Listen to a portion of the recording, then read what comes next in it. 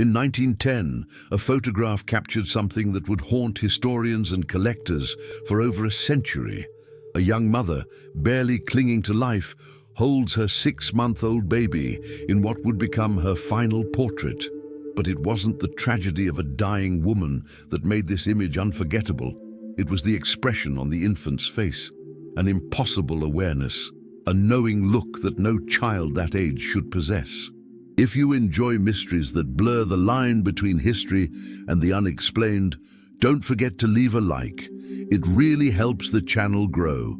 Today, we're diving deep into one of the most disturbing family photographs ever taken, uncovering the dark events that surrounded this household in the weeks before the camera's shutter closed on this haunting scene. The photograph first surfaced in a Cincinnati estate sale in 1967, tucked inside a leather-bound album alongside dozens of mundane family portraits. The auctioneer, Gerald Hutchins, remembered it vividly because he almost dropped the entire collection when he turned to that particular page. The image showed a woman in her early 20s, propped against pillows in what appeared to be a modest bedroom. Her skin had the pallor of someone who had been ill for months, and her hands, thin and trembling, barely managed to support the infant in her arms. But it was the baby that made Hutchins' blood run cold. While the mother's eyes were half closed, lost in the fog of approaching death, the child stared directly into the camera with an expression that seemed impossibly mature.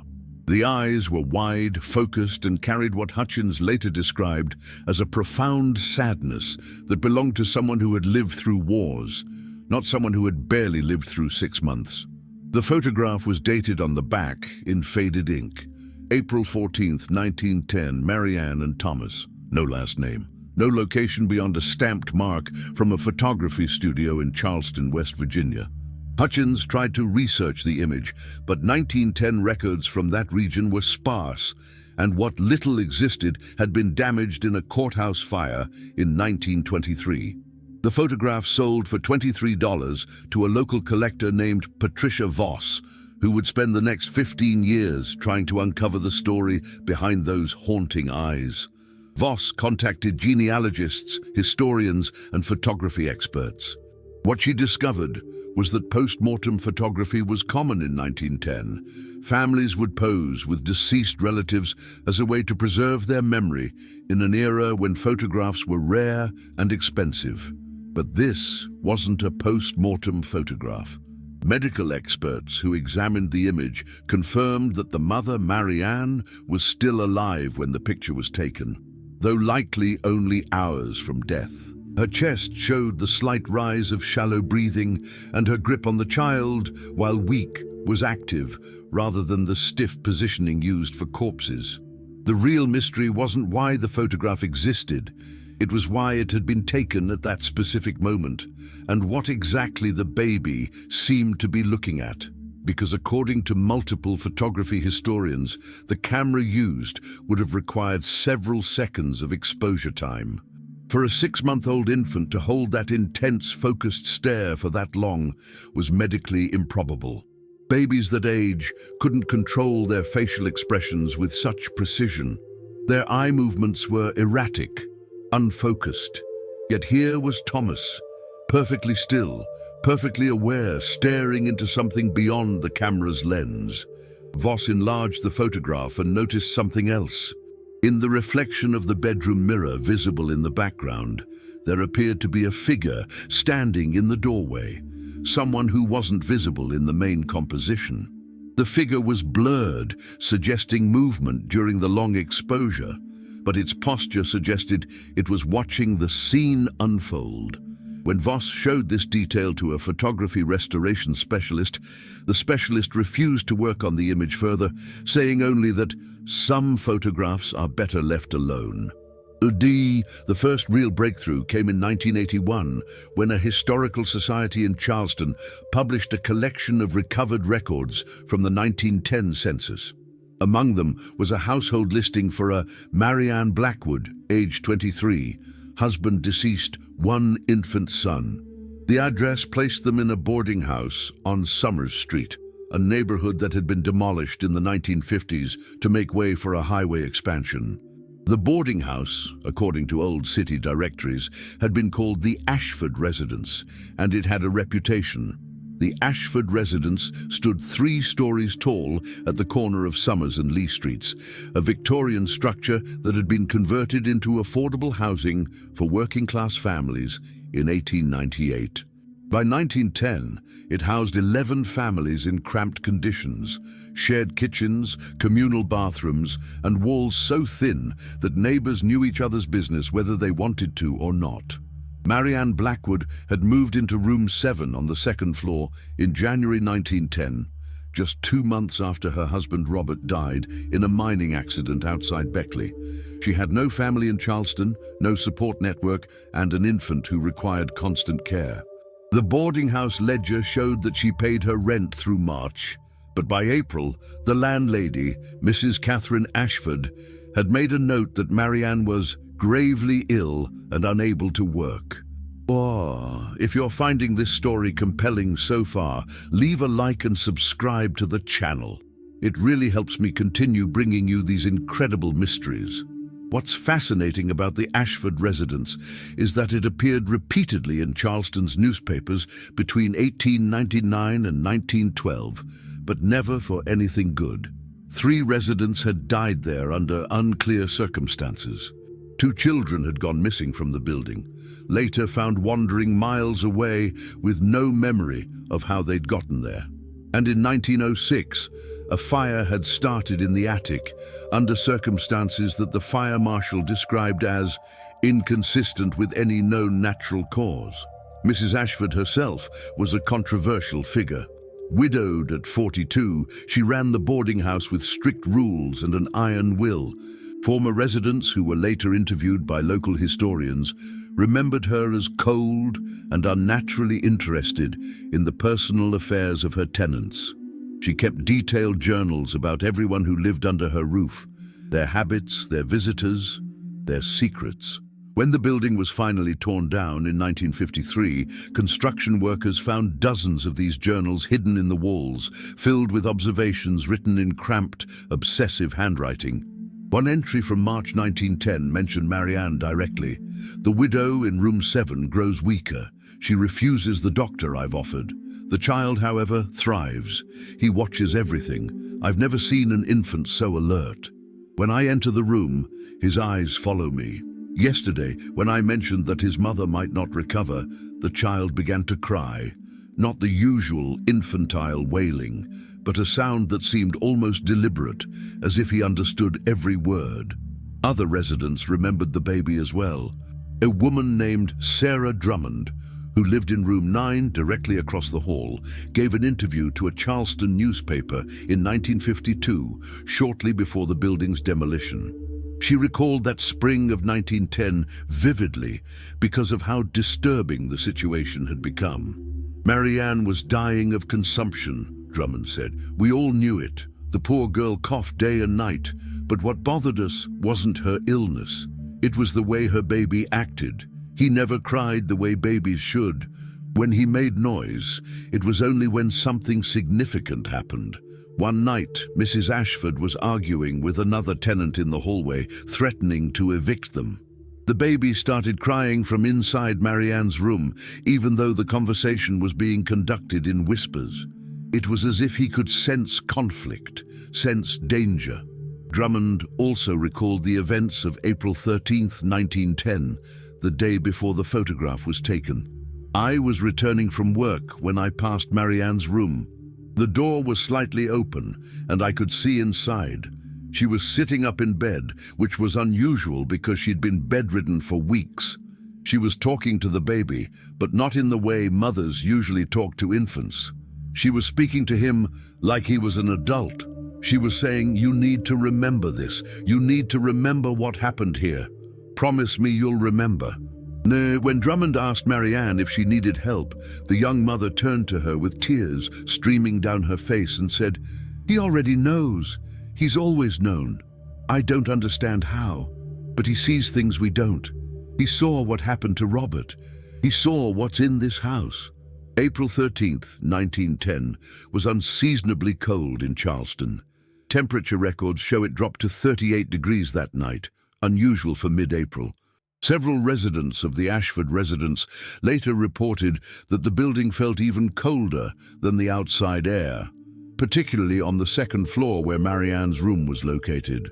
Dr. Harrison Webb, who had been treating Marianne sporadically when she could afford his services, visited that evening at Mrs. Ashford's request. His medical notes, preserved in the West Virginia State Archives, documented what he found. Patient, extremely weak. Severe tubercular symptoms. Pulse thready. Respiratory rate dangerously low. Unlikely to survive more than 24 to 48 hours.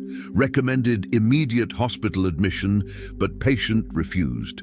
Patient appeared agitated, repeatedly insisting that someone was watching from the walls.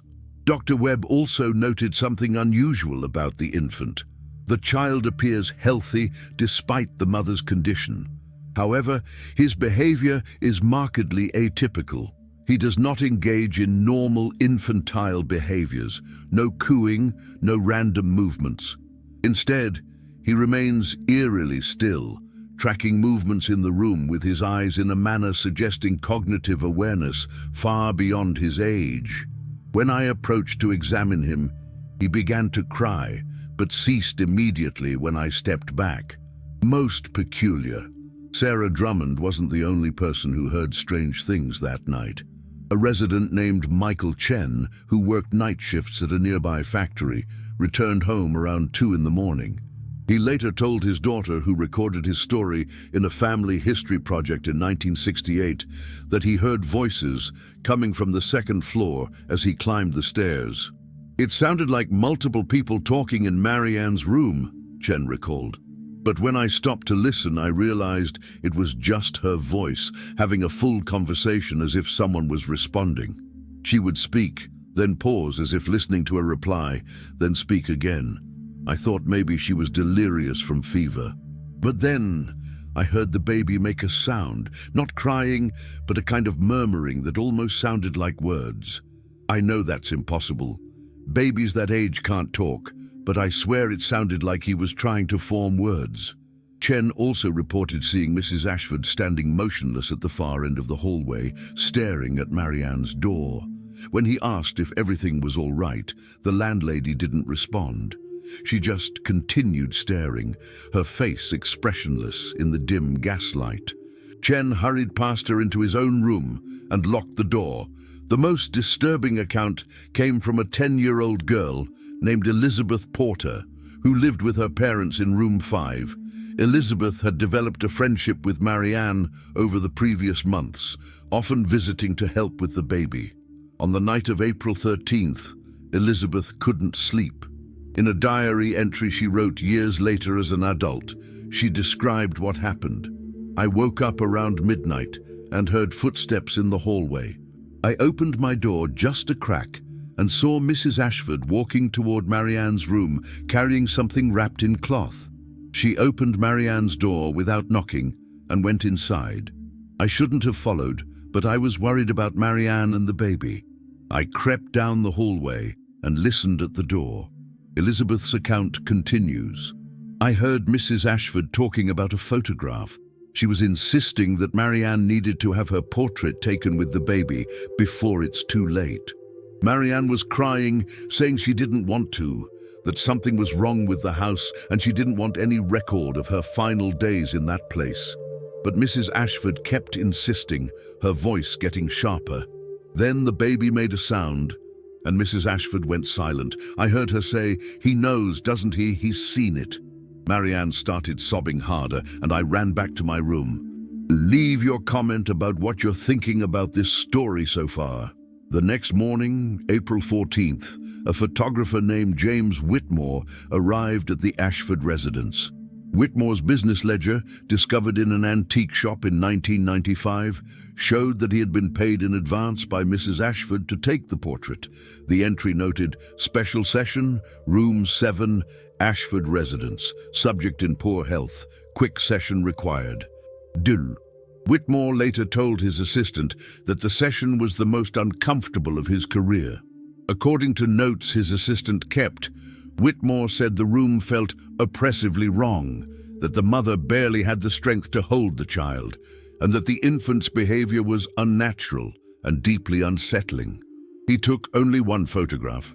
When his assistant asked why he didn't take multiple shots as was standard practice, Whitmore replied, "I got what was needed. I won't go back to that room." Marianne Blackwood died on April 15, 1910, less than 24 hours after the photograph was taken. Dr. Webb signed the death certificate, listing tuberculosis as the cause. The baby, Thomas, was taken by Charleston's Orphan Asylum, an institution that later burned down in 1918, destroying most of its records. What happened to Thomas after that remains unknown. No adoption records, no census entries, no trace of a Thomas Blackwood appearing in any subsequent West Virginia documentation. The photograph, meanwhile, began its long journey through estate sales and collections. James Whitmore kept the glass plate negative, and when he died in 1934, his entire archive was sold to a photography museum in Philadelphia. The museum catalogued it, but never displayed it publicly. A curator's note from 1936 simply stated, "Disturbing image, storage only." When Patricia Voss finally tracked down people who had lived at the Ashford residence or had connections to it, a pattern emerged. Multiple individuals reported that Marianne had become convinced in her final weeks that the building itself was somehow aware of its occupants. She had told several people that she felt constantly watched, that she heard whispers in the walls, and that her baby reacted to presences she couldn't see. Mrs. Ashford's journals, analyzed by historians after their discovery, revealed her obsession with death and her belief that the boarding house sat on what she called thin ground, a place where, as she wrote, the boundary between what is and what was becomes permeable. She documented numerous incidents she interpreted as supernatural, objects moving, voices heard in empty rooms, and residents reporting dreams they all shared. But here's what makes the photograph truly inexplicable. In 1989, a forensic photography expert named Dr. Alan Rothschild examined the original glass plate negative using modern enhancement techniques. What he found challenged everything we understand about photography and infant development. First, the baby's pupils. When Rothschild magnified the image, he discovered that Thomas's pupils were not dilated as they should be in the relatively dim light of the room. They were constricted, as if he were looking at something extraordinarily bright. This physiological response suggested his eyes were reacting to a light source that wasn't captured by the camera. Second, the micro-expressions. Using frame-by-frame analysis of the glass plate's minute variations, Rothschild detected what appeared to be the slightest beginning of other expressions beneath the dominant one, as if the baby's face was shifting between multiple emotional states during the exposure. This should be impossible with the long exposure time required, yet the evidence was there in the photographic emulsion. Third, and most disturbing, was what Rothschild found in the enhanced background. The figure in the mirror that Voss had noticed wasn't just a blurred person. It was multiple overlapping figures, as if several people had been standing in that doorway, or as if one person had been moving in an impossible way. The overlapping images created a pattern that Rothschild described as intentional, almost choreographed. Rothschild wrote in his analysis, "This photograph should not exist in its current form. The baby's sustained focus, the physiological responses captured, the background anomalies, each individually, might have an explanation. Together, they suggest either a photographic technique unknown to 1910 technology or something occurring in that room that defied normal documentation." But the most chilling discovery came from a linguistic anthropologist named Dr. Sarah Chen, no relation to Michael Chen, who, in 2003, examined the photograph as part of a study on infant development. Dr. Chen noticed that the baby's mouth was slightly open, and when she enhanced that portion of the image, she could see the tongue positioned in a way that suggested vocalization. Using computer modeling based on oral anatomy, she reconstructed what sound the baby might have been making at that instant. The result was disturbing enough that Dr. Chen's university requested she not publish her findings. According to leaked notes from her research, the tongue position and oral structure suggested the baby was attempting to form a specific word. Not babbling, not random sounds. A word. The word, according to Dr. Chen's analysis, was most consistent with the formation of remember. The Ashford residence was demolished in 1953, but the story surrounding it never quite disappeared. Construction workers who tore down the building reported finding strange items hidden in the walls, not just misses. Ashford's journals, but objects that seemed deliberately concealed: children's shoes, locked boxes containing hair clippings, and photographs that had been defaced, with the eyes scratched out of every person depicted. Room 7, where Marianne died, was reportedly the most difficult to demolish. Workers claimed their tools malfunctioned repeatedly in that specific space, that the temperature dropped noticeably when they entered, and that several men refused to continue working on that section after experiencing what they described as overwhelming feelings of sadness and dread. One worker, Frank Morrison, told a local newspaper that when they finally broke through the walls of room 7, they found writing scratched into the interior wall boards, writing that would have been impossible to see once the walls were finished. The writing, according to Morrison, was in a child's handwriting and repeated the same phrase over and over: "He knows, he knows, he knows." The photograph itself has changed hands many times since Patricia Voss's death in 1997. Current ownership is disputed, with several collectors claiming to possess the original. What's certain is that the image has been reproduced thousands of times, appearing in books about Victorian photography, unexplained mysteries, and historical documentation of post-mortem practices.